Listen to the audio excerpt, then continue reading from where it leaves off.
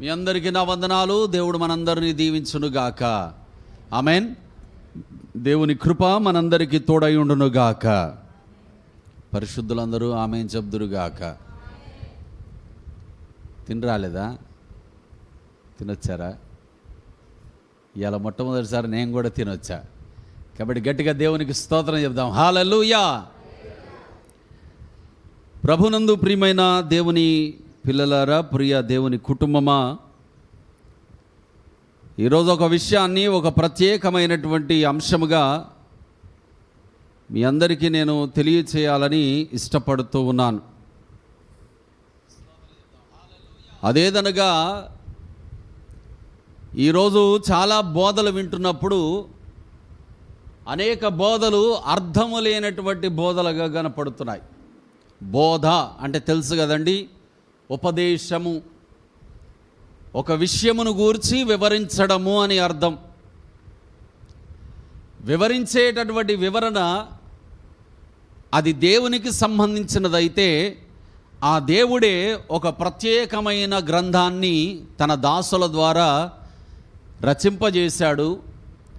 ఆ గ్రంథాన్ని మన చేతికిచ్చి ఈ గ్రంథములో ఉన్న వాటిని మీరు చదవండి, వినండి, ధ్యానించండి, అనుదినము బోధించండి అని హెచ్చరించాడు దేవుడు. దేవునికి మహిమ కలుగునుగాక. హల్లెలూయా. భౌతిక సంబంధమైన వాటి గురించి, లోకంలో ఉన్న వాటి గురించి ఈరోజు నా వాక్యాంశము కాదు, కానీ దేవునికి సంబంధించినటువంటి సంగతులను బోధించేవారు ఎవరైనా కానివ్వండి, తల పండిపోయిన వృద్ధులైనా, నిన్న మొన్న సేవకొచ్చినటువంటి యవనస్తులైనా, ఎవరైనా కానివ్వండి, దేవునికి సంబంధించిన విషయాలను బోధించేటప్పుడు ప్రాముఖ్యంగా రెండు యోగ్యతలు వాళ్ళకు ఉండాలి. రెండు యోగ్యతలు ప్రాముఖ్యంగా వాళ్ళకు ఉండాలి. ఒకటి, దేవుని యొక్క ప్రత్యేకమైనటువంటి ప్రణాళిక వారి మీద ఉండి అది ప్రవచన రూపంలోనో, కళా, దర్శన, పిలుపు లేక ప్రేరేపణ రూపంలోనో వాళ్ళకు ఉండాలి. రెండవది, దేవుని యొక్క వాక్యమును సరిగా విభజించి పంచి ఇచ్చేటటువంటి అభిషేకం ఉండాలి. దానినే బోధించు అభిషేకము అంటారు. యేసుక్రీస్తు గురించి దేవుని వాక్యం అంటుంది, యేసయ్య వాక్యాన్ని బోధించే విషయంలోనట ఆత్మచేత నింపబడి అభిషేకించబడి బోధించాడట. ప్రియులరా, దేవునికి మహిమ కలుగునుగాక. హల్లెలూయా. ఆత్మచేత నింపబడ్డాడు, దేవుని శక్తి చేత అభిషేకించబడ్డాడు. అప్పుడు యేసయ్య బోధించడం మొదలుపెట్టాడు. నిన్న రాత్రి కలొచ్చింది, తెల్లారేసరికి ఆయన బోధకుడు అవ్వలేదు. జాగ్రత్తగా వినాలి మీరు. నిన్న రాత్రి కలొచ్చింది, తెల్లారేసరికి ఆయన బైబిల్ పట్టుకొని, ధర్మశాస్త్ర చుట్టలు పట్టుకొని బోధించడానికి బయలుదేరలేదు. ఆయన పుట్టి 30 సంవత్సరాలు తనను తాను దేవుని ఎదుట నమ్మకస్తునిగా, పరిశుద్ధునిగా, దేవుని చిత్తాన్ని ఈ భౌతిక సంబంధమైన విషయాల్లో నెరవేరుస్తూ 30వ ఏట బాప్తిస్మం పొంది ఆయన అరణ్యములోనికి వెళ్ళి 40 రాత్రింబగళ్ళు ఉపవాసం ఉండి శోధించబడి శోధనను జయించిన తర్వాత అతడు బోధించుటకు నోరు తెరిచి ఇలాగూ బోధింపసాగెను అంటుంది వాక్యం. దేవునికి మహిమ కలుగునుగాక. హల్లెలూయా. దేవుని యొక్క ప్రత్యేకమైన ప్రణాళికలో ఉంటూ దేవుని ఆత్మచేత నింపబడి దేవుని శక్తి చేత అభిషేకించబడి ఒక వ్యక్తి నిలబడ్డప్పుడు దేవుడు వాడుకోవడం మొదలు పెడతాడు. అయితే ఈ వాడుకోవడం కూడా బోధకు వచ్చేసరికి ఇంకొక ప్రత్యేకమైనటువంటి యోగ్యత ఆ వ్యక్తికి ఉండాలి. ఆ యోగ్యత పేరు అనుభవ జ్ఞానము. చెప్పండి అందరూ, చెప్పాలి గట్టిగా. అనుభవ జ్ఞానము. ఈ అనుభవ జ్ఞానము ఒక మనిషికి ఎప్పుడు వస్తుందో తెలుసా?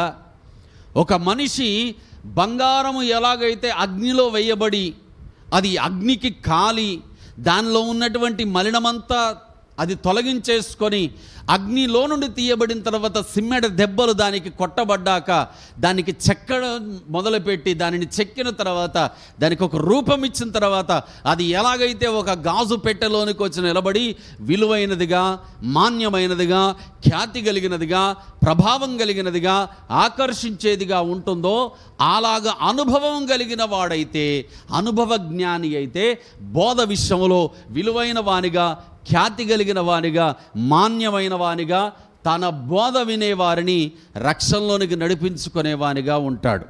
అనుభవ జ్ఞానం లేకుండా బోధించేవారు అనుకోండి, వారు రక్షణ పొందరు, వారి బోధ వినేవారిని కూడా రక్షణలోనికి రానివ్వరు. అందుకే యేసయ్య ఈ లోకంలో ఉన్నప్పుడు ఒక ప్రత్యేకమైన మాట అన్నారు, మీరు అందులోకి రారు. పూర్తి చేయండి. ఎప్పుడైనా చదివారా ఎప్పుడైనా? మీరు అందులోనికి రారు, వచ్చే వాళ్ళను కూడా రానియరట. వాళ్ళు దేవుని రాజ్యంలోనికి ససేమేర రారు, కానీ వద్దామని ఆశపడుతున్న వాళ్ళను కూడా రానియరట. అంటే ఏం చేస్తారు వీళ్ళు ఆల్రెడీ దేవునికి వ్యతిరేకమైనటువంటి బోధల్లో జీవిస్తూనే మారు మనసు పొందాల్సింది పోయి, నేను యేసయ్యను నమ్ముకోవాలని అప్పుడే కొత్తగా యేసయ్యలోనికి వస్తున్న ఒకడు దొరకగానే వాడిని కూడా ఆ తప్పుడు బోధలతో నింపి వీళ్ళు రావట్లేదు, వాళ్ళను కూడా రానివ్వట్లేదు. ఈ రోజుల్లో అనేక బోధలు ఇలాగే తయారయ్యాయి ప్రియులరా, అనేక బోధలు ఇలాగే తయారయ్యాయి. మీకు ఒక విషయం చెబుతాను బైబిల్లో నుండి. ఈరోజు నా వాక్యాంశము ఏంటది చూసారా పోస్టర్? ఈరోజు నా వాక్యాంశము సంఘములో వింతైన కొత్త అర్థంగాని బోధలు, అర్థంగాని వింతైన కొత్త బోధలు బయలుదేరాయి ప్రియులరా. బైబిల్ గ్రంథంలో ఒక రాజు ఉన్నాడు. ఆ రాజు ఇంకొక రాజుతో కలిసి యుద్ధం చేయడానికి బయలుదేరాడు. యుద్ధం చేయడానికి బయలుదేరే ముందు ఎందుకో ఈ రాజుకు అనిపించింది, ఒక్కసారి దేవునికి ప్రార్థన చేస్తే బాగుంటుంది. దేవునికి మహిమ కలుగును గాక. హల్లెలూయా. జాగ్రత్తగా వినాలి. ఒక్కసారి దేవునికి ప్రార్థన చేసి అసలు యుద్ధానికి వెళ్ళాలా వద్దా, యుద్ధం చేయాలా వద్దా, ఈతంతో నేను జట్టుగట్టి పోవాలా వద్దా, అసలు యుద్ధం పట్ల దేవుని ప్రణాళిక ఏంటి, సైన్యం గెలవగలదా లేదా, దేవునికి ప్రార్థన చేస్తే బాగుంటుందేమో అనిపించింది. అన్నీ సిద్ధపరచుకున్న తర్వాత అనిపివ్వగానే తన తోటి రాజుతో అడుగుతున్నాడు. అవుతున్న రాజేమో ఇజ్రాయేల్ రాజు, ఈ రాజేమో యూదా రాజు. ఇజ్రాయేల్ మీదకు శత్రువు వచ్చాడు.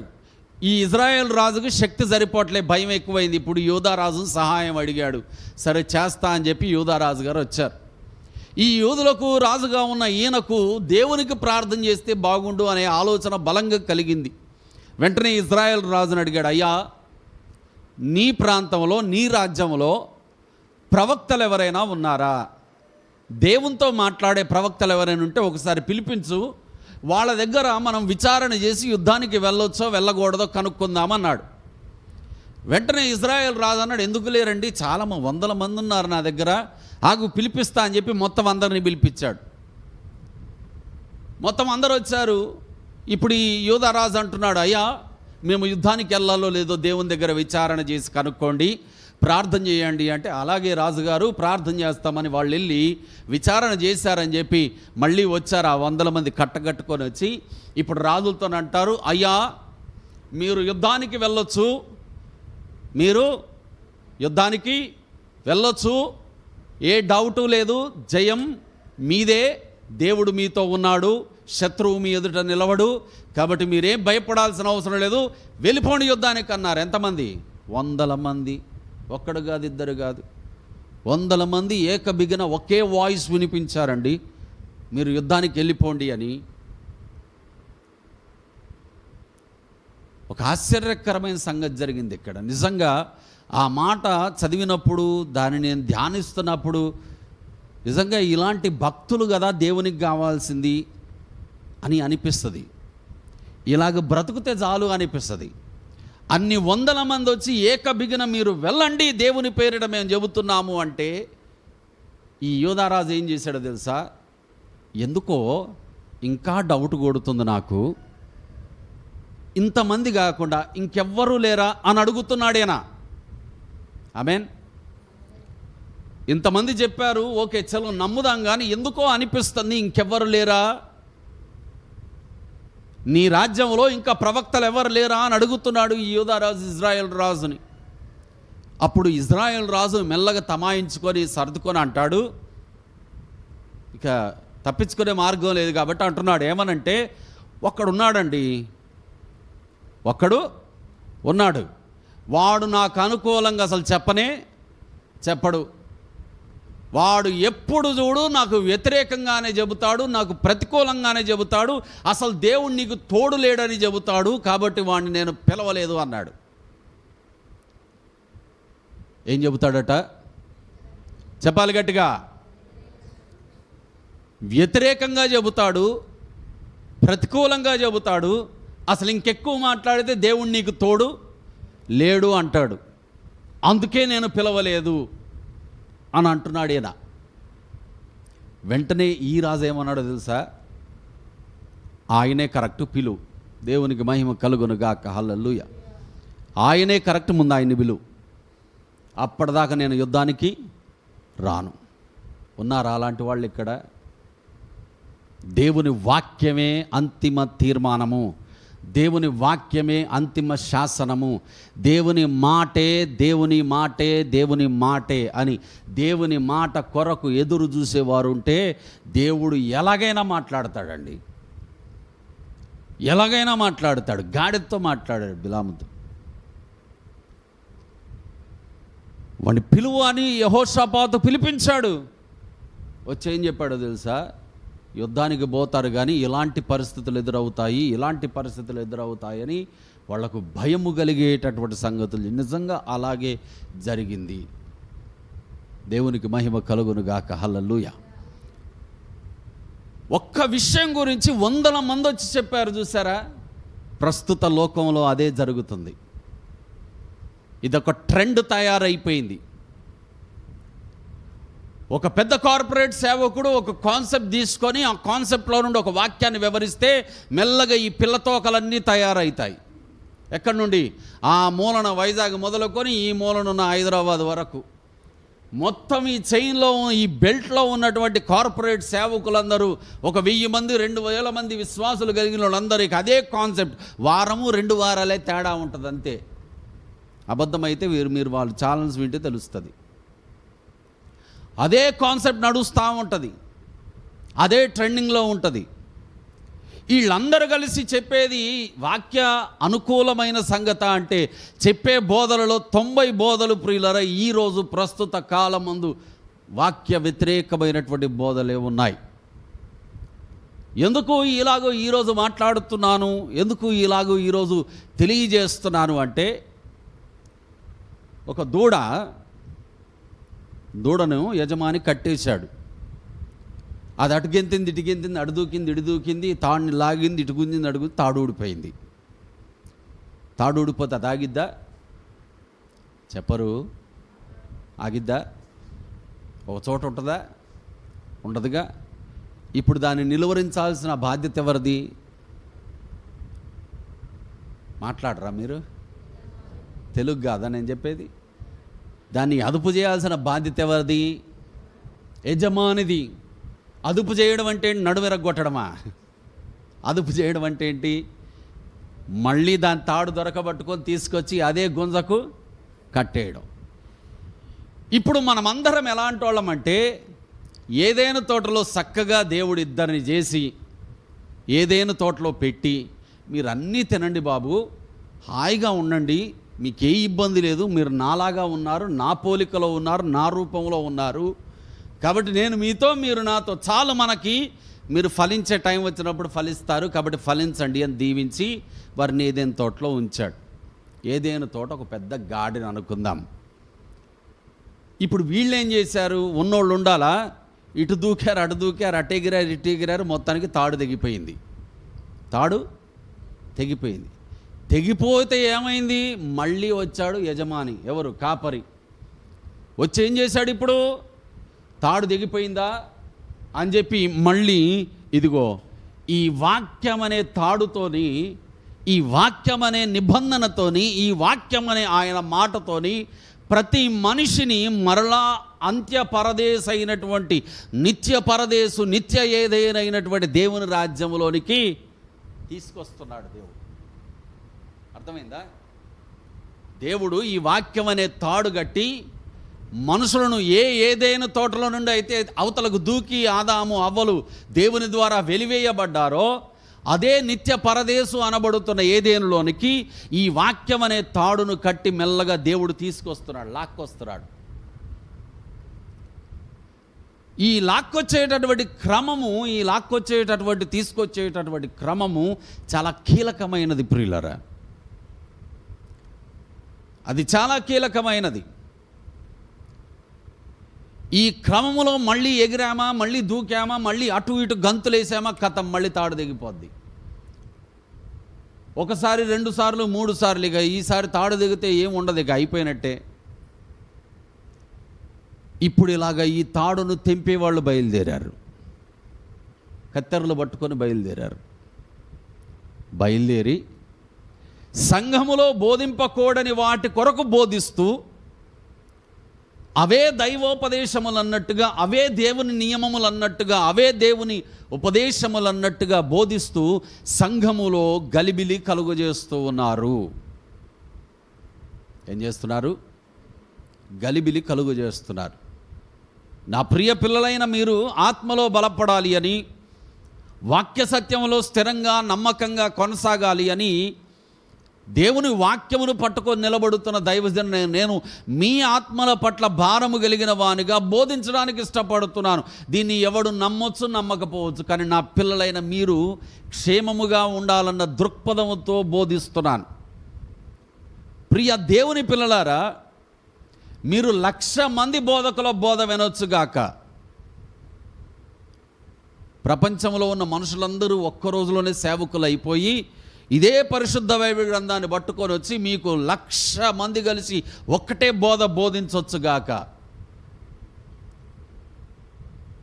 కానీ అది నమ్మడమా, అది నమ్మకపోవడమా అనే దానికి నువ్వు వాక్యమును చదివి అందులో ఉన్నదా లేదా అని పరిశీలన చేయడంతోనే జరగాలి. వాక్యాన్ని నువ్వు చదవాలి, దానిని నువ్వు పరిశీలన చేయాలి, అప్పుడు నువ్వు దానిని పట్టుకోవాలి. నువ్వు వాక్యాన్ని చదవకుండా, నువ్వు వాక్యాన్ని పరిశీలించకుండా, మా బోధకుడు చూసుకుంటాడు, మా బోధకుడు చెబుతాడు, ఆయన చెప్పింది వింటే చాలు అని చదువులేని వాడు అనుకుంటాడు. కానీ చదువు వచ్చిన వాళ్ళకి ఏమైంది? మా బోధకుడు చూసుకుంటాడులే అని చదువు వచ్చిన వాళ్ళు కూడా అనుకుంటే ఏదో ఒక రోజు కత్తెర పట్టుకున్నాడు, రెడీగా ఉన్నాడు, కత్తెరిస్తాడు. అంతే సంగతులు. ఈరోజు ఉదయం ఇన్స్టాగ్రామ్లో రీల్స్ చూస్తున్నా, వాక్యం వింటున్నా. ఇన్స్టాగ్రామ్ రీల్స్లో వాక్యం వస్తూ ఉంటుంది, వాక్యం వింటున్నా. ఒకదాని తర్వాత ఒకటి అలాగ స్క్రోల్ చేస్తున్నా. టక్కన ఒకదాని దగ్గర ఆగిపోయింది నా వేలు. అందులో యోవేలు గ్రంథం 2వ అధ్యాయం 24వ వచనం 25వ వచనం ఉంది. దానిపైన ఉన్నటువంటి వర్డ్ ఇలాగుంది: God will give 7 times of what you have lost. నువ్వు ఏదైతే పోగొట్టుకున్నావో దానికి 7 అంతలుగా దేవుడు నీకు ఇస్తాడు అని దాని అర్థం. దానికి కింద ఒక వచనం ఉంది, యోవేలు గ్రంథం 2వ అధ్యాయము 24, 25 వచనాలు చదవండి ఒక్కసారి. నిజంగా అక్కడ ఆ మాట ఉందో లేదో చదువుదాం. యోవేలు గ్రంథము 2వ అధ్యాయం 24, 25 వచనాలు.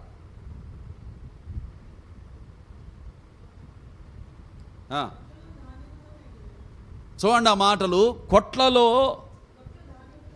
కొట్లు ధాన్యముతో నిండును,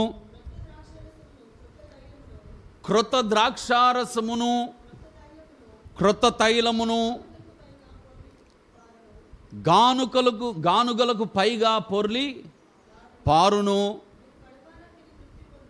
మీరు కడుపారా తిని తృప్తి పొంది మీ కొరకు వింత కార్యములు జరిగించిన మీ దేవుడైన యెహోవా నామమును స్తుతించినట్లు నేను పంపిన మిడుతలను, గొంగలి పురుగులను, పసరు పురుగులను, చీడ పురుగులను అను నా మహాసైన్యము తినివేసిన సంవత్సరముల పంటను మీకు మరలా విత్తును. దేవుని వాక్యము ఒకటి మాట్లాడుతూ ఉంటే, ఈరోజు బోధించేటటువంటి బోధకుల యొక్క బోధ చూడండి, 7 అంతలుగా దేవుడిస్తాడట. ఉందా అక్కడ 7 అంతలని? ఉందా? దానికి దగ్గర 45,000 లైకులు, 1600 కామెంట్లు. ఇప్పుడు ఈ లైకులు కొట్టిన వాళ్ళందరూ చదివి ఉంటారా, చదివి ఉండరా? అడుగుతున్నా. ఇప్పుడు God can give you 7-fold of what you last అని పైన ఉంది, కింద యోవేలు గ్రంథంలో ఉంది. కనీసం బైబిల్ చదివినోడికైనా అర్థం కావాలి. బైబిల్ గ్రంథంలో 7 అంతల ఆశీర్వాదము ఎప్పుడు, ఎక్కడ, ఎందుకు అనేది. అది చదవరు, అది తెలవదు. కానీ కిందే ఉంటుంది తెలుసా? Amen, praise the lord, hallelujah, amen, amen, I receive it. అంటే నేను పొందుకుంటున్నా, నేను నమ్ముతున్నా. ఏది? యోవేలు గ్రంథంలో వాక్యం ఉందట. అలాగా ప్రజలకేం కావాలి ఈరోజు? మీరు చెప్పండి, మీకేం కావాలి ఈరోజు? మీరు ఎందుకు వచ్చారు యేసయ్య దగ్గరికి? ఎందుకు వచ్చారు? కొత్తగూడెం సరిపోదేమో లిస్ట్ రాస్తే కదా. అన్ని కోరికలతో వచ్చాం దేవుని దగ్గరికి. ఇన్ని కోరికలతో వచ్చినటువంటి మనకు ఈ మాట వినబడగానే ఎలా కనిపిస్తుంది? ఇప్పుడు నేనే ఉన్నా, టక్కన నోరు తెరి దేవుడు 7 అంతలుగా మీకు, మీరు ఆమెను అంటారేమో, అందుకే అనా, నాకు తెలుసు మీరు రెడీగా ఉంటారు వీటి కోసం అని అన్నాను అనుకోండి. అప్పుడు మీకేమనిపిస్తుంది? మా దైవజనుడే చెప్పాడు కాబట్టి దేవుడు మాకు ఖచ్చితంగా ఇస్తాడు అనిపిస్తుంది. కానీ దేవుడు ఇయ్యాడు. దేవుడు ఇయ్యాడు. ఎందుకు ఇయ్యాడు? ఆయన అలాగా చెప్పలేదు. ఆమేన్. ఆయన అలాగా చెప్పలేదు. ఆయన చెప్పనిది చెయ్యడు, చెప్పిన దాన్ని విడిచిపెట్టాడు. అది నా యేసయ్యకు ఉన్నటువంటి ప్రత్యేకత.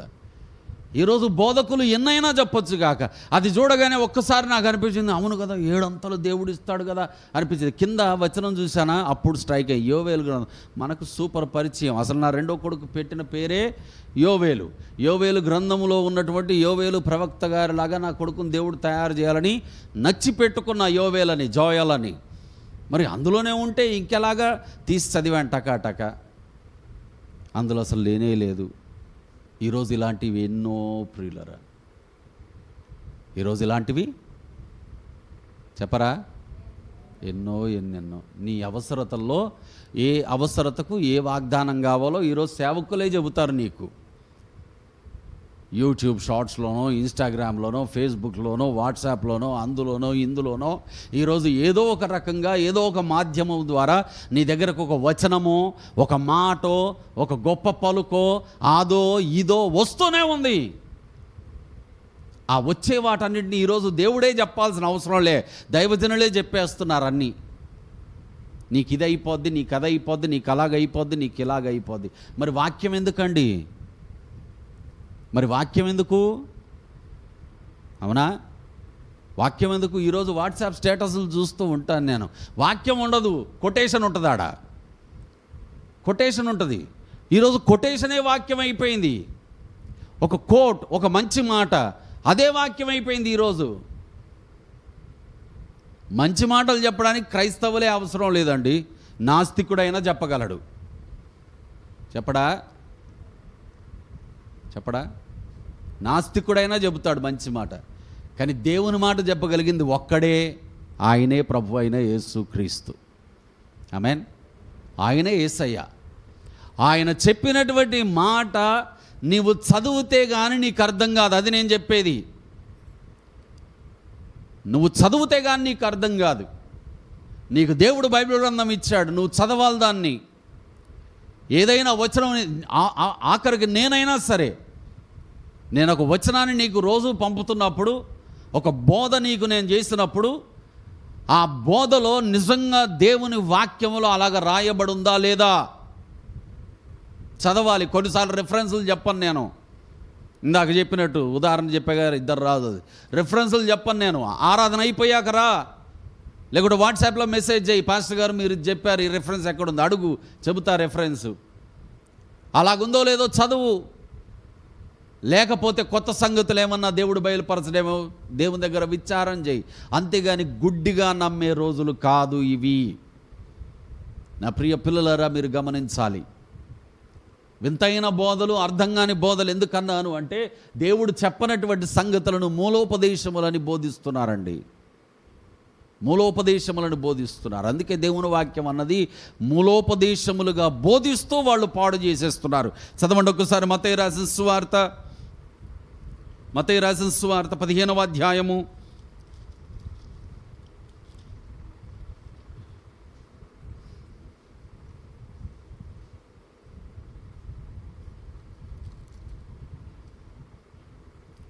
15వ అధ్యాయము 3వ వచనం 2వ వచనం నుండి చదవండి.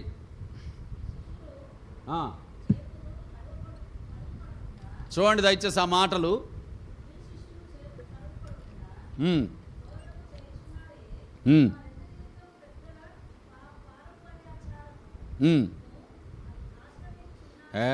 జాగ్రత్తగా చదవాలి.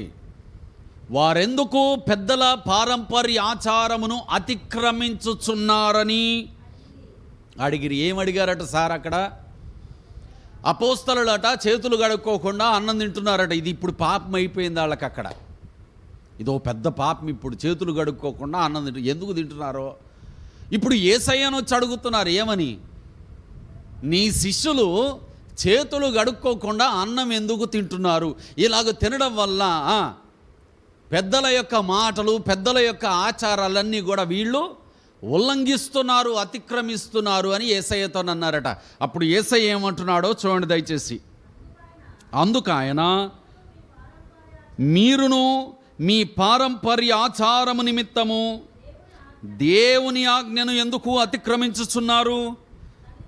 తల్లిదండ్రులను ఘనపరచుమనియు తండ్రినైనను తల్లినైనను దూషించువాడు తప్పక మరణము పొందవలెననియు దేవుడు సెలవిచ్చెను. మీరైతే ఒకడు తన తండ్రినైనను తల్లినైనను చూచి నా వలన నీకేది ప్రయోజనమగునో అది దేవార్పితమని చెప్పిన ఎడల అతడు తన తండ్రినైనను తల్లినైనను ఘనపరచనక్కరలేదని చెప్పుచున్నారు. మీరు మీ పారంపర్యాచారము నిమిత్తమై దేవుని వాక్యమును నిరర్ధకము చేయుచున్నారు. తర్వాత వచనం చూడ దయచేసి. వేషధారులారా, ఈ ప్రజలు తమ పెదవులతో నన్ను ఘనపరచుదురు కానీ వారి హృదయము నాకు దూరముగా ఉన్నది. ఇప్పుడు చూడండి, మనుషులు కల్పించిన పద్ధతులు దైవోపదేశములని బోధించుచు వారు నన్ను వ్యర్థముగా ఆరాధించుచున్నారు అని యెషయా మిమ్మును గూర్చి ప్రవచించిన మాట సరియే అని వారితో చెప్పి జనసమూహములను పిలిచి మీరు విని అప్పుడు 66 పుస్తకాల బైబిల్ గ్రంథం లేదండి. అందుకే యేసయ్య ఏమంటున్నాడు, మీరు వినాలి, విని విడిచిపెట్టొద్దు, గ్రహించాలి. నోట పడునది మనుషుని అపవిత్రపరచదు కానీ నోట నుండి వచ్చున్నది మనుషుని అపవిత్రపరచునని వారితో చెప్పాను. నోట నుండి వచ్చున్నది అంటే మాట ప్రియులారా, నోటి మాట, the word that cometh out of our mouth. మన నోటి నుండి బయటికి వచ్చేది మనుషుని అపవిత్రపరుస్తుంది. ఆ నోటి నుండి బయటికి వచ్చే మాటే బోధ, ప్రీచింగ్, బోధ. ఈరోజు మన దగ్గరకు వచ్చే వాళ్లకు మనం చేసేటటువంటి బోధ దైవోపదేశము అని మనం బోధ చేస్తున్నప్పుడు అది నిజంగా వాక్య అనుమతి కలిగిందైతే ఆ దైవోపదేశం జీవం కలుగు చేస్తుంది. ఒకవేళ అది మనుషుల కల్పితం అనుకోండి, ఆ దైవోపదేశం అంతా మనుషులను దేవుని రాజ్యానికి దూరం చేసేస్తుంది, అపవిత్రం చేస్తుంది అంటున్నాడు యేసయ్య. ఇందాక చెప్పాను, యోవేలు గ్రంథం 2వ అధ్యాయంలో మనుషుల యొక్క అవసరాలు తీరితే చాలు, మనుషులను పై కడిగే గిన్నెలు అన్నమాట వీళ్ళు. అందుకే యేసయ్య అన్నాడు, మీరు పైన కడుగుతున్నారు కానీ లోపల మురికి అలాగే ఉంది. యోవేలు గ్రంథం మొత్తంలో అదొక్కటే దొరికింది ఆడికి. యోవేలు గ్రంథంలో దేవుడు ఏమన్నాడు తెలుసా? కన్నీరు విడుచుచు ఉపవాసముండి దుఃఖించుచు మనఃపూర్వకంగా నా యొద్దకు తిరిగి రండి అన్నాడు దేవుడు. ఇది యోవేలు గ్రంథం యొక్క ముఖ్య కాన్సెప్ట్. అంతేగాని 7 ఇచ్చేస్తాను అనలే దేవుడు. దేవుడు అన్న మాట ఏంటంటే, మీరు మారు మనసు పొంది ఉపవాసం ఉండి దుఃఖించుచు కన్నీరు విడుచుచు మనస్ఫూర్తిగా, వేషధారుల్లాగా కాదు, ఆచార సంబంధమైన భక్తుల్లాగా కాదు, మనస్ఫూర్తిగా తిరిగి నా యొద్దకు రండి. తిరిగి నా దగ్గరకు వస్తే ఏం చేస్తాను? సమాధానకర్త అయిన నేను నీకు సమాధానం ఇస్తాను. నీకు ప్రతిగా నేను పాప పరిహారార్థ పరిహారార్థ బలి చేస్తాను అని దేవుడు చెబుతూ కింద వచనాలలో మాట్లాడతాడు. మీరు అలాగొస్తే ఏదేదైతే మీరు నాకు దూరమై పోగొట్టుకున్నారో అవన్నీ తిరిగి మళ్ళీ మీకు వచ్చేలాగా నేను చేస్తాను. సమృద్ధి కలుగు చేస్తాను. మీరు కడుపు నిండా తింటారు, మీకు సమృద్ధిగా పంట కలుగుతుంది. నష్టమంతా పూర్తి చేస్తాను, తిరిగి మీకు సమృద్ధినిస్తానని అప్పుడు మాట్లాడుతున్నటువంటి సందర్భం అది. ఈరోజు దేవుని దగ్గరికి వచ్చేది లేదు, దేవుని తెలుసుకోలేదు. కానీ దేవుని దగ్గరికి వచ్చి యేసయ్య 7 ఇస్తాన్నావుగా, ఎప్పుడు ఇస్తావు? ఇయ్యడు. ఆయన ఇయ్యాలి అంటే ఆయన చెప్పి నియమం పాటించాలి. నియమం లేదు ఈరోజు, పైన ఆశీర్వాదం ఏముంది అంతే. అందుకే అంటున్నా, అన్ని వింత బోధలు తయారయ్యాయి ఈరోజు. నియమాలు లేవు. కానీ ఇక్కడ అలాగుండదు. ముందు నీకు దేవుని దగ్గర ఏదైనా కావాలా, దేవుడు చెప్పిన నియమం నేర్చుకో. స్వస్థపరచు యెహోవాను, చెప్పండి గట్టిగా కొంచెం, మళ్ళీ తర్వాత నేను వింటా. లైవ్ విన్నప్పుడు నాకు వినపడాలి మీ అందరి సౌండ్. స్వస్థపరచు యెహోవాను తెలుసుగా అందరికీ. ఎన్ని వేల సార్లు వినుంటారు కదా. ప్రతి చిన్న రోగం దగ్గర పాస్టర్ గారు ప్రార్థన చేసి స్వస్థపరచు యెహోవాను నేనే అని వాగ్దానం ఇచ్చిన దేవా, ఈ కుమార్తెను స్వస్థపరచు, ఈ కుమారుణ్ణి స్వస్థపరచు అంటామా? దేవుడు ఏ సందర్భంలో అన్నాడు తెలుసా ఆ మాట? నిర్గమకాండంలో ఆ చెప్పబడిన ఆ వచనం పైన వచనాలు చదివితే, నా ఆజ్ఞను అనుసరించి నీవు నడుస్తే, ఆమేన్, నా ఆజ్ఞలను నా కట్టడలను అనుసరించి నీవు నడుస్తే నీలో కలిగే ప్రతి వ్యాధిని స్వస్థపరచు యెహోవాను నేనే అన్నాడు దేవుడు. ఆ పైది చెప్పరు. ఎందుకు? ఎవరికిష్టం లేదు. అది ఎవరికిష్టం లేదు. ఏది ఇష్టం? నిన్ను స్వస్థపరచు యెహోవాను నేనే అనేది ఇష్టం. అది చెప్తే చాలు. కాబట్టి ఇప్పుడు రోగం వచ్చినోడు వచ్చి గోజాడాలి, ఇక్కడ స్వస్థపరుస్తానన్నావు, పరుచు అని. సరే స్వస్థపరిచాడు, మళ్ళీ వస్తుంది రోగం. అప్పుడు ఏమంటాడు? మళ్ళీ వచ్చి గోజాడతాడా? అస్సలు సమస్య లేదుగా. నిజంగా యేసయ్య దేవుడైతే మళ్ళీ ఎందుకు రావాలా? గతం నాకు వద్దు, యేసయ్యొద్దు, ఈ క్రైస్తవ మతం వద్దు, ఇదొద్దు అదొద్దు, చల్ వెనక్కి వెళ్ళిపోవాలా. ఎంతమంది వెళ్ళిపోతున్నారో అలాగే ఈరోజు. నిజమే, 100 మంది వెళ్ళిపోతున్నారు, సామూహికంగా వెళ్ళిపోతున్నారు. మంచిదే, దేవునికి మహిమ కలుగునుగాక. హల్లెలూయా. వాక్య సత్యం తెలిసిన రోజు వాళ్ళే వస్తారు. స్వస్థత సత్యం తెలితే వస్తే ఏంటి, రాకపోతే ఏంటి, అవసరం లేదు. అది స్వస్థపరచు అలాంటివి చాలా ఉన్నాయి బైబిల్ గ్రంథంలో. నేను నిన్ను విడువను ఎడబాయను అన్నాడు దేవుడు. అవునా? అన్నాడా? చూడుము నా అరచేతులలో, బాగా చెప్తారు ఇలాంటివన్నీ. చూడుము నా అరచేతులలో నేను చెక్కి ఉన్నాను అన్నాడా? ఏ గ్రంథంలో అన్నాడు? యెషయా గ్రంథంలో అన్నాడు. యెషయా గ్రంథం ఎందుకు రాయించాడో తెలుసా? ఆకాశమా ఆలకించు, భూమి చెవియొగ్గు, ఎద్దుకు తన దొడ్డి తెలుసు, గాడిదకు తన యజమాని తెలుసు, కానీ నా పిల్లలకు చెవులు లేవు, తెలివి లేదు, జ్ఞానము లేదు, వారికి నేనెవరో కూడా అర్థం కావట్లేదు అన్నాడు దేవుడు. చూడుము నా అరచేతులలో నిన్ను చెక్కుకొని ఉన్నాను అంటే దేవుడు మళ్ళొక్కసారి అంటున్నాడు, ఒరే మీకు జన్మనిచ్చిందే నేను బాబు, మీరు నన్ను మర్చిపోయి తిరుగుతే అది సందర్భం. మీరు నన్ను మర్చిపోయి తిరుగుతే ఎట్లా? చూడండి, మీరు ఎక్కడున్నారు? నా అరచేతుల్లో ఉన్నారయ్యా. మీకు నాకు ఉన్న బంధం ఏదో ఆ అవసరాలు తీరిపోయా వెళ్ళిపోతావు, నువ్వెవరో తెలవదనే బంధం కాదు. నా అరచేతులలో మిమ్మల్ని నేను చెక్కుకున్నాను అని వాళ్ళకు మళ్ళొక్కసారి జ్ఞానోపదేశం కలుగు చేయడానికి దేవుడు అన్నాడు, చూడుము నా అరచేతుల్లో నిన్ను చెక్కి ఉన్నాను. ఇదొద్దు మనకి, ఇది అవసరమే లేదు అసలు. విడువను ఎడబాయను చాలు, అంతేనా? విడువను ఎడబాయను చాలు, అక్కడ వరకు చాలు. ఇంక అవతలకి వెళ్ళినా యువతలకి వెళ్ళినా చాలా కష్టం. ఇది చెప్పరే, విడువను ఎడబాయను అన్నాడు కాబట్టి యేసయ్య విడువడు, యేసయ్య ఎడబాయడు, యేసయ్య ఇది చేయడు, యేసయ్య అది చేయడు అంటే మళ్ళీ పెళ్లి విందులో కూర్చున్నాడుకి బట్టలు లేవని బయటికి పంపించాడు. ఇదే యేసయ్య. పెళ్లి విందులో దూతలు తీసుకొచ్చి వచ్చిన వాళ్ళందరిలో ఒకడు పెళ్లి వస్త్రాలు లేవని చెప్పి బల్ల మీద కూర్చున్నవాడిని తీసుకెళ్ళి బయటికి పంపించాడు యేసయ్య. మరి అది చెప్పరా? అదొద్దా? వింత బోధలు ప్రియులరా. ఈ బోధలన్నిటిలో నుండి నువ్వు తప్పించుకోవాలి అంటే దీన్ని చదువు. ఇంట్లో ఉందిగా, లేకపోతే చెప్పండి, ఒకటి కొనిస్తా. ఇంట్లో ఉందిగా, షెల్ఫ్లోనే ఉంటుందా ఎప్పుడు? అప్పుడప్పుడు అయిన తీస్తారా బయటికి? తీస్తారా? ఇంట్లో ఉన్న దీన్ని కొద్దిగా అట్లా బయటికి తీసి దుమ్ము ఇట్లా దులిపి ఒక్కసారి జిప్పు తీసి బైబిల్ తెరిచి కనపడ్డ వచనాలన్నీ చదవండి హాయిగా. చదువుతుంటే క్రొవ్విన మెదడు తింటే ఎంత మంచిగా ఉంటుందో, బాగా ఎంటగొడుతున్న సమయంలో ఒక థమ్సప్ తాగితే ఎలా ప్రాణానికి సేద అనిపిస్తుందో అలాగా ఈ వాక్యము నిన్ను పోషిస్తుంది, నీ ప్రాణానికి నెమ్మది కలుగజేస్తుంది, నీకు అసలైన సత్యాన్ని ఇది నీకు బయలుపరుస్తుంది. ఇది చదవకుండా నీవు ఏది పడితే అది వింటూ వెళ్ళిపోతే నీకు తెలియదు ఏది పితృపారంపర్య ఆచారం అన్నట్టు బోధిస్తున్నారో, ఏది దైవోపదేశములు అన్నట్టు బోధిస్తున్నారో, ఏది నిజంగా దేవుడు బోధించాడో.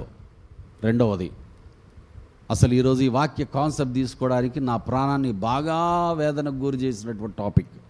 రెండవది, ఒక ఆవిడ ఇక బోధ చేస్తుంది. ఏమన్నా తెలుసా? బైబిల్ గ్రంథంలో 2 చెట్లు ఉన్నాయట. ఎన్ని చెప్పరు? 2 చెట్లు ఉన్నాయట. ఒక చెట్టు ఏదేన్ తోటలో ఉందట, ఒక చెట్టు గెత్సెమనే తోటలో ఉందట. వినండి మీరు. ఏదేను తోటలో ఉన్న చెట్టు పండును ఆదాము పోగొట్టుకున్నాడట. గెత్సెమనే తోటలో ఉన్న చెట్టు యేసయ్యట. అదే క్రిస్మస్ ట్రీ అట. అది సంగతి. అక్క నోటి మీద ఏలేసుకుంది అర్జెంటుగా. అది క్రిస్మస్ ట్రీ అట. నిన్ను పెట్టమన్నది ఎవడు? అసలు అడుగుతున్నా, నిన్ను క్రిస్మస్ ట్రీ పెట్టమన్నది ఎవడు? సరే పెట్టినవు కాబట్టి అందరూ అడుగుతున్నారు. అది వాక్యానుసారం కాదు, వాక్యంలో దాని గురించి లేదు, నువ్వెందుకు పెడుతున్నావని ప్రపంచ క్రైస్తవులందరినీ, నన్ను కూడా అడుగుతారు. ఇప్పుడు నేనేం చేయాలి? పెట్టిన సైలెంట్గా ఉండాలా వద్దా? ఇప్పుడు ఆడెవడో అడుగుతాడు కదా అని చెప్పి హడావుడిగా నేను ఉన్నాయి లేని అన్నీ అంటగట్టుకొని వచ్చి ఆ మూటంతా తెచ్చి ఆడి ముందు ఇది వాక్యానుసారం అంటే వాడు ఒక్క వచనం చూపిమంటాడు బైబిల్లో నుండి. ఒక్క వచనం క్రిస్మస్ ట్రీ గురించి బైబిల్ గ్రంథంలో నుండి ఒక్క వచనం. ఈ పోలిక కాదు, ఒక్క వచనం లేదు. మళ్ళీ అక్క అంటది, యేసయ్య జీవమిచ్చే ఆ క్రిస్మస్ ట్రీ అట. ఈ క్రిస్మస్ ట్రీ జీవమిచ్చే చెట్టు అట. ఈ చెట్టు యేసయ్య అట. బైబిల్ గ్రంథంలో ఇంకో చెట్టు ఆమెకు తెలియదు పాపం. దాని పేరు అంజూరపు చెట్టు. తెలుసా? అంజూరపు చెట్టు తెలుసా మీకు? ఏం చేశాడు యేసయ్య? చెప్పండి, ఏం చేశాడు? అది కూడా పచ్చగా ఉంది. కానీ పోయి ఒక్క మాట అన్నాడు, ఇక నువ్వు ఫలింపకుందువుగాక. తక్షణమే ఎండిపోయింది. అది పచ్చగా ఉంది చెట్టు, కానీ దానికి ఏమి లేవు. చెప్పరు? ఫలాలు లేవు. క్రిస్మస్ ట్రీకి ఫలాలు ఉంటాయా? ఎప్పుడైనా తిన్నారా? క్రిస్మస్ ట్రీకి ఫలాలు ఉండవు. అందుకే బంతులు కడతారు ఏలాడేసి. బంతులు, లైట్లు, ఇవన్నీ ఎందుకు కడతారు అనుకున్నా? దానికి పండ్లు ఉండవు. పండ్లు లేని చెట్టును తీసుకొచ్చి చర్చిలో పెడతారు. అది సంగతి. సరే పెట్టావు, సైలెంట్గా ఉంటే అయిపోద్దిగా. ఇప్పుడు దానికోసం మళ్ళీ మ్యాచింగ్ డ్రెస్ వేసి దానికి ఒక కాన్సెప్ట్ తయారు చేసి దానికి ఒక వచనం ఎతికిపట్టి, ఏదేను తోటలో ఒక చెట్టు ఉందట, గెత్సెమనే తోటలో ఒక చెట్టు ఉందట, ఇప్పుడు ఆ చెట్టును యేసయ్య అట వచ్చి తినండి అని ఇచ్చాడట యేసయ్య. దాన్ని చూసి అందరు కామెంట్లు, వా నెక్స్ట్ లెవెల్ రెవల్యూషన్ అట. నెక్స్ట్ లెవెల్ రెవల్యూషన్ అంటే ఇంతవరకు ఎవ్వడికి రెవల్యూషన్, ఈ రకమైనటువంటి జ్ఞానము లేదు. మీది నెక్స్ట్ లెవెల్ జ్ఞానం, అంతే. ఇక దానికి తిరుగులేదన్నమాట. యేసయ్యకు కూడా లేదండి అంత జ్ఞానం. అందుకే ఆ చెట్టు కాడ కూర్చొని మోకరించాడు, కానీ ఇది క్రిస్మస్ ట్రీ అనలేదు ఆయన. దేవునికి మహిమ కలుగును గాక. హల్లెలూయా. యేసయ్య కనీసం చెట్టు కింద పుట్టినా బాగుండు. క్రిస్మస్ ట్రీకి ఒక అర్థం పరమార్థం దొరికేది. తొట్టులో పెట్టారు ఆయన, చిన్న తొట్టెలో. దేవుని చిత్తం అయితే క్రిస్మస్ రోజు చెప్తా, చిన్న తొట్టులో పెట్టారు, పశువుల పాకలో. చేతన్నవి ఏదో చేసుకోవచ్చుగా, అట్ట కాదు. ఈరోజు వాక్యం కావాలి, అందరికీ వాక్యం కావాలి. కాబట్టి చేసేసి సమర్థించుకోవడానికి, ఫ్రాంచైజులు చేసుకోవడానికి ఈరోజు వాక్యం తీసుకొచ్చి అందులో దూర్చాలా, దూర్చి ప్రజలను మోసం చేయాలి.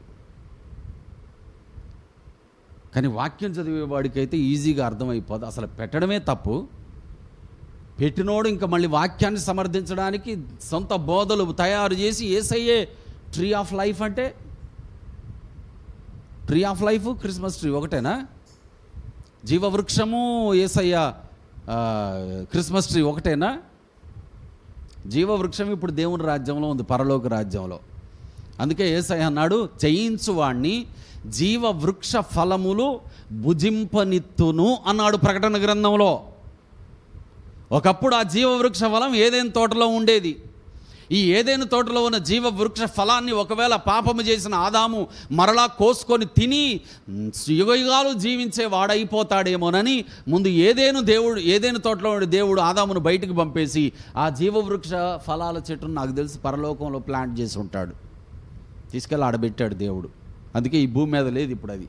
కానీ మళ్ళీ దాని గురించిన ప్రస్తావన ప్రకటన గ్రంథంలో వస్తుంది, గెత్సెమనే తోటలో రాదు. ప్రకటన గ్రంథంలో దేవుడు ప్రారంభ అధ్యాయాలలోనే 7 సంఘాలకు లేఖలు రాయిస్తూ ఒక సంఘం గురించి దేవుడు మాట్లాడుతూ అంటాడు, జయించు వానికి జీవ వృక్ష ఫలములు భుజింపనిత్తును. అక్కడ ఉన్నది.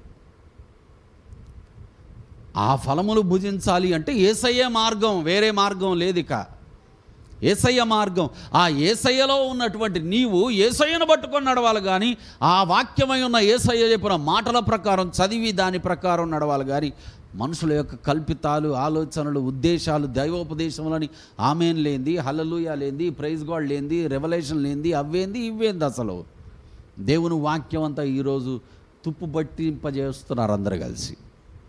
నా ప్రియ దేవుని బిడ్డలారా, లోకంలో బోధలు చేసే పనులు, చేసే వ్యవహారాలు ఈరోజు విశ్వాస సమూహం అంతటిని నానా రకములైనటువంటి బంధకాల్లోనికి తీసుకొని వెళ్ళిపోతున్నాయి. జాగ్రత్త. ఒక్కడే ఉంటాడు, వాడొచ్చి ఖండితంగా చెబుతాడు. యెహోషాపాతు అంటాడు, వాడిని పిలువు ముందు, వాడు నాకు వ్యతిరేకంగా చెప్పినా పర్వాలేదు, పిలువు ముందు. అతడు చెబుతాడు అసలైన సంగతి. ఆ ఒక్కడే యేసయ్య. ఆ యేసయ్య మాటే ఈ పరిశుద్ధ బైబిల్ గ్రంథం. ప్రియులారా, ఈ పరిశుద్ధ బైబిల్ గ్రంథములోని ఈ మాటలను మీరు వింటూ చదువుతూ జాగ్రత్తగా పరిశీలన చేయండి. That's what I want to say. పరిశీలన చేయండి. ఎందుకు? లోకంలో అర్థం కాని వింత బోధలు బయలుదేరాయి. ఆ బోధలకు లోబడ్డారా? ఆ బోధలను ఇందులోకి ఎక్కించుకున్నారా? మీరు చావరండి, మీరు దేవత వలె మారిపోతారు అన్నాడు సాతాను ఏదెన్ తోటలో. అనలేదా? సేమ్ అలాగే తయారైద్ది ఈరోజు. అసలు ఉన్నదే దేవుని రూపం కాదా?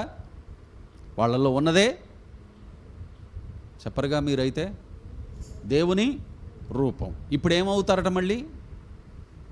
ఇంగ్లీష్ బైబిల్లో యూ విల్ బికమ్ గాడ్స్ అంటే మీరు దేవునిలాగా మారిపోతారని మళ్ళీ చెబుతున్నాడు సాతాను. అంటే ఇప్పుడు వీళ్ళకి ఏమనిపించింది అంటే మాకు ఆ రూపము చెప్పరా? ఆ రూపము లేదు. ఒకసారి ఒక యవ్వనస్తుణ్ణి ఒక నలుగురు కలిసి, ఈడు వేస్ట్ గాడు ఏంటట, ఈడు వేస్ట్ గాడు, ఈయన దేవుడు పిలవలేదు, ఈడు దేవునికి పనికిరాడు, ఈడు వేస్ట్ అనడం మొదలుపెట్టారు ఒక నలుగురు కలిసి. ఈ నలుగురు ఎవరు? రోజు పొద్దున్న లేచింది మొదలుకొని సాయంత్రం దాకా దేవుని వాక్యం చదువుతూ, ప్రార్థనలు చేస్తూ, వారానికి 4-5 రోజులు ఉపవాసాలు ఉంటూ, దేవుని మందిరంలో గడుపుతూ, పాటలు పాడుతూ, ఆరాధన చేస్తూ, వాక్యాన్ని బోధిస్తూ, మేము దేవునికి నమ్మకస్తులుగా జీవిస్తున్నాం అని అనుకునే నలుగురు కలిసి ఒక యవనస్తుని ఏమంటున్నారు? వీడు వేస్ట్, వీడిని దేవుడు పిలవలేదు, వీడు దేవుడికి పనికిరాడు, వీడెందుకు పనికిరాడు అంటున్నారు. ఇప్పుడు ఒకరోజు అంటే పోనీలే శోధనలు వస్తాయి అనుకుంటాం, 2 రోజులు అంటే నిందలు వస్తాయి అనుకుంటాం, 3 రోజులు అంటే దేవా నీకోసం సహిస్తాను అనుకుంటాం, 4వ రోజు కూడా అంటే, 1 సంవత్సరం అంటే, 2 సంవత్సరాలంటే వాడికి ఏమనిపిస్తుంది? ఇండైరెక్ట్గా చెప్పరు కదా మీరు, ఏమనిపిస్తుంది? నిజమేనేమో, నేను వేస్ట్ ఏమో, నన్ను దేవుడు పిలవలేదేమో, నేను పనికిరానేమో అని అనిపించదా? డైరెక్ట్గా అనిపిస్తుంది ప్రియులారా. ఒకసారి కాకపోయినా ఒకసారి అయినా ఒక టైం ఆఫ్ పాయింట్లో ఖచ్చితంగా అనిపిస్తుంది నేను పనికిరానేమోనని. అప్పుడు వెంటనే వాడు ఏమనుకుంటాడు? రెండు అనుకుంటాడు. ఒకటి, అయితే పనికొచ్చేలాగా ఏం చేయాలనుకుంటాడు, లేకపోతే ఇక పనికిరానిగా ఇక ఏదో ఒకటి వెళ్ళిపోదాం లోకంలోనికి అనుకుంటాడు. ఆదాము అవ్వలు రెండో మార్గం ఎంచుకున్నారు. మీరు దేవుళ్ళ వలె అయిపోతారు అనగానే అవునా నిజమా అని చెప్పి ఆ పండు కోసుకొని తినేసింది అమ్మగారు హాయిగా. ఏమైంది ఇప్పుడు? అయ్యగారికి ఇచ్చింది, అయ్యగారు కూడా తిన్నారు. ఇద్దరు కలిసి తిన్న తర్వాత అసలు దేవుని రూపమే పోయింది. వచ్చే సంగతి దేవుడు ఎరుగు, ఉన్నది కూడా పోయింది. కొండ నాలుగుకి మందు అయితే ఉన్న నాలుగు కూడిందట. అట్లుంది వీళ్ళ పరిస్థితి. ఈరోజు బోధలు కూడా అలాగే తయారయ్యాయి ఇప్పుడు. అందుకే యేసయ్య అన్నాడు, మీరు జాగ్రత్తగా విని గ్రహించండి. మీరు జాగ్రత్తగా విని గ్రహించండి. ఈరోజు ఉదాహరణకి ఇవే చెప్పాను. కోకొల్లలు ఉన్నాయి ఇలాంటివి. బోధల గురించి మాట్లాడుకుంటూ పోతే చాలా ఉన్నాయి, కుప్పలు ఉన్నాయి. ఆ బోధలన్నిటి గురించి చెప్పడానికి సమయం సరిపోదు, చెప్పాల్సిన అవసరం కూడా నాకు లేదు. మీకు చెప్పగలిగింది, చెప్పాల్సింది ఒక్కటే, ఏదున్నా సరే దీని దగ్గరకు రండి. నువ్వు ఆత్మీయంగా బలపడాలనుకుంటున్నావా? నీ భక్తి, నీ విశ్వాసం దేవుని దృష్టికి ఇష్టం అవ్వాలని ఆశ ఉందా? నువ్వు విశ్వాసంలో ఎదుగుతూ అన్ని విషయాలలో సౌఖ్యం కలిగి జీవించాలనుకుంటున్నావా? అయితే ఇక్కడికి రా. దీన్ని చదువు, ధ్యానించు. అర్థం కాలేదా? దేవా బయలుపరచని అడుగు. ఇంకా అర్థం కాలేదా? దేవా నీ సేవకుని ద్వారా నాతో మాట్లాడు ప్రభువా అని అడుగు. ఇంకా అర్థం కాలేదా? అనుభవంలో నేర్పించు ప్రభువా అని అడుగు. కానీ దీన్ని మాత్రం త్రోసేయకు. గుడ్డి వెంబడించే వ్యక్తిగా మాత్రం ఉండకు ప్లీజ్. గుడ్డిగా వెంబడించే వాళ్ళగా ఉండొద్దు. దీన్ని చదివి వెంబడించే వాళ్ళుగా బ్రతకండి. అది మీకు గమ్యాన్ని చేరుస్తుంది, క్షేమాన్ని ఇస్తుంది ప్రియులరా. అందుకే పేతురు అన్నాడు, ఎక్కడికి వెళ్తాం యేసయ్యా? నిత్య జీవపు మాటలు గలవాడవు నీవే. నీ దగ్గర నుండి ఎక్కడికి వెళ్తాం మేము? నీ మాటలే మాకు కావాలి. అద్భుతాలు చేసేవాడవు నీవే అనలేదు, చూసారా? ఆమేన్. అద్భుతాలు చేసేవాడవు నువ్వే అనలే. నీతో ఉంటే మాకు చాలా ఘనత వస్తుంది అనలే. నీతో ఉంటే చాలు, నువ్వు ఉంటే చాలు, మాకు అన్నీ వచ్చేస్తాయి అనలే. ఏమన్నాడు పేతురు? ఏమన్నాడు? నిత్య జీవపు మాటలు గలవాడవు నీవే సర్వోన్నతుని దేవుని కుమారుడు అని నేను నమ్ముతున్నాను అన్నాడు. ఇక్కడ కూర్చున్న నా ప్రియ పిల్లలారా, మీరందరూ ఇదే రకమైనటువంటి ఆత్మీయ దృక్పథంలోనికి రావాలి. అలాగే ఎప్పుడైతే వస్తారో అప్పుడు మీరు ఆత్మీయ పరిపక్వతలోనికి వచ్చారు అని అర్థం. ఆమేన్.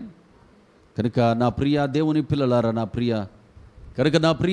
పిల్లలారా, దేవుని వాక్యమే సత్యము. ఆ సత్యమైనటువంటి వాక్యాన్ని చదివిన వాడే సత్యంలో ఉన్నాడు. దాన్ని పరిశీలించిన వాడే సత్యంలో ఉన్నాడు. దాన్ని ధ్యానించిన వాడే సత్యంలో ఉన్నాడు.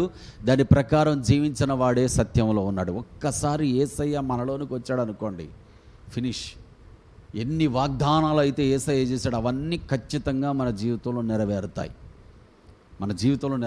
ఒకరోజు ఒక ఏజెన్సీస్లో ప్రారంభ దినాల్లో బోధ చేస్తున్నా, వాక్యం చెబుతూ మాట్లాడుతూ ఇలాగా ఒక విషయం గురించి చెప్పా. నిజంగా మీరు యేసయ్యను విశ్వసిస్తే, మీరు మోకాళ్ళు వేసి ప్రార్థన చేస్తే, మీ ప్రార్థన యేసయ్య విని మీకు అద్భుతం చేస్తాడు.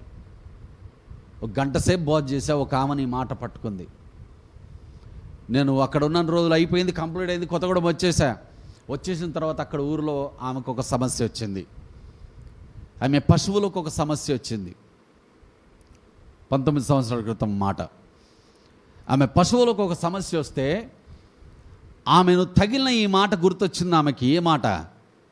నిజంగా మీరు యేసయ్యలో విశ్వాసం ఉంచితే, మీరు ప్రార్థన చేస్తే యేసయ్య మీ ప్రార్థన వింటాడు. నేనే ఎల్లకాలం ఉండాల్సిన అవసరము లేదు, నేను వచ్చి ప్రార్థన చేయాల్సిన అవసరం కూడా మీకు లేదు. మీరే నిజంగా విశ్వాసం ఉంచి ప్రార్థన చేస్తే యేసయ్య మీ ప్రార్థన వింటాడు. ఆ మాట గుర్తొచ్చి ఆమె కొబ్బరి నూనె ఇంట్లో ఉంటే పట్టుకొని వెళ్ళి ఆ జబ్బు పడిన ఆవుకు రాసి ప్రార్థన చేసింది. ఏమంది తెలుసా? యేసయ్య నా ప్రార్థన కూడా నువ్వు వింటావట అయ్యగారు చెప్పాడు, కాబట్టి నేను నీకు ప్రార్థన చేస్తాను, నా ఈ పశువుని ఆవును బ్రతికించు. యేసు నామములో అడుగుతున్నాను తండ్రి అని నూనె రాసి ప్రార్థన చేసి వచ్చేసింది ఆమె. మళ్ళీ 3 నెలల తర్వాత 6 నెలల తర్వాత పోయాను ప్రియులారా. పోయినప్పుడు ఆమె చెప్పిన మొట్టమొదటి సాక్ష్యం ఏంటో తెలుసా? ఇదే, అన్నయ్య అప్పుడొచ్చి నువ్వు ఈ మాట చెప్పిపోయావు, నేను నిజంగా ఆ మాట నన్ను పట్టుకుంది, నాకు ఫలానా పరిస్థితి వచ్చినప్పుడు నేను ప్రార్థన చేశాను, నా ప్రార్థన యేసయ్య విన్నాడు. ఇప్పుడు ఆమెను విశ్వాసంలో ఎవడైనా కదల్చగలడా? ఎవరైనా ఏదైనా ఆమెను విశ్వాసంలో కదల్చగలదా? సమస్య లేదు అసలు. ఏమి రానియండి కాక మోకాళ్ళు వేస్తుంది, యేసయ్యా నా ప్రార్థన వింటావటగా, కాబట్టి నాకు సహాయం చెయ్యి అని అడుగుతుంది. ఎవరు పడగొట్టగలరు ఆమెని? ఎవరు పడగొట్టగలరు? ఎవరు కదల్చగలరు? భర్త చనిపోయాడు, ఊరంతా ఒకటైంది, మొక్కతో ఒకటైంది, పిల్లలు లేరు, ఒంటరిగా ఉంటుంది. అయినా సరే యేసయ్య కొరకు స్థిరమైన పిల్లర్గా నిలబడ్డది ఆమె. ఈరోజు నా ప్రియ దేవుని బిడ్డలారా, దైవజనుని ద్వారా దేవుని ఆత్మలో మాట్లాడే ఈ వాక్యం మీద మీరు నిలబడితే మీరు కూడా అలాగే తయారవుతారు. కాబట్టి అట్టి ఆత్మజ్ఞానము సత్యజ్ఞానము దేవుడు నా బిడ్డలైన మీ అందరికి అనుగ్రహించునుగాక. ఆమేన్. ప్రార్థన చేసుకుందాం. తలలు వంచండి. ప్రార్థన చేసుకుందాం ప్రియులారా. తలలు వంచండి.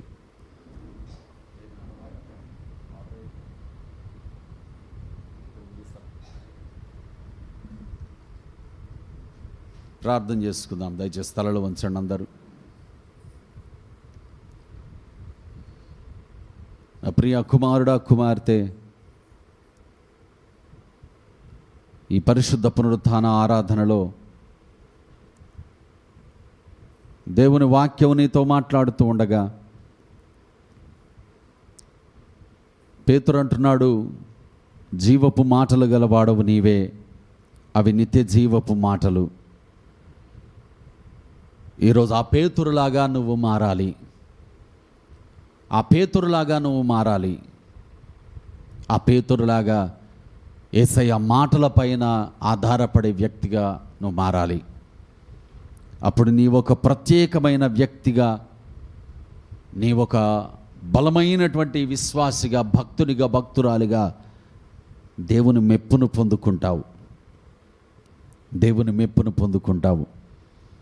కనుక ఇప్పటి నుండైనా దేవా నీ వాక్యాన్ని నేను చదువుతాను ప్రభువా, దాన్ని నేను ధ్యానిస్తాను, దానిని నేను పరిశీలిస్తాను దేవా.